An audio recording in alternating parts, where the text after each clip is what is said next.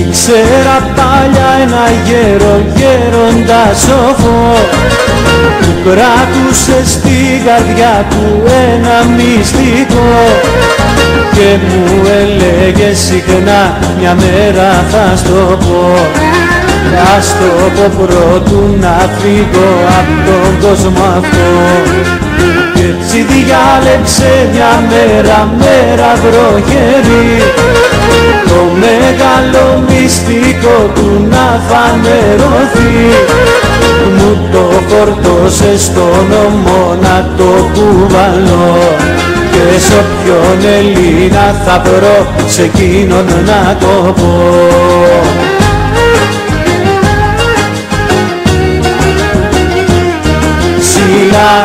Σιλά, μη σκύβεις το κεφάλι, στα χέρια μας θα έρθει ξανά η πόλη η μεγάλη. Κοντά είναι η ώρα, μη φοβάσαι τη φωτιά και μη σε σκιάζει η μπόρα.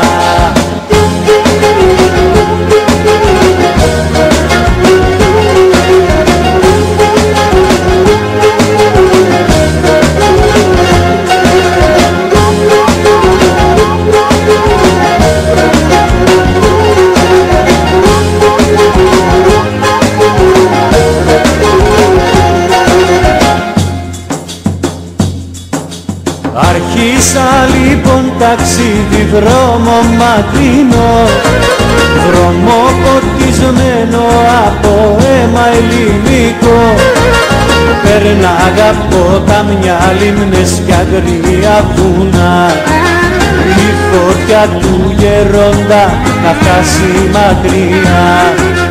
Και ένα βράδυ στον όνειρο μου ήρθε η Παναγιά να μου φανερώσει πως ζυγώνει η ελευθερία, να μου πει πως έφτασε η ώρα η στερνή, η Ελλάδα η μεγάλη πως θα αναστηθεί.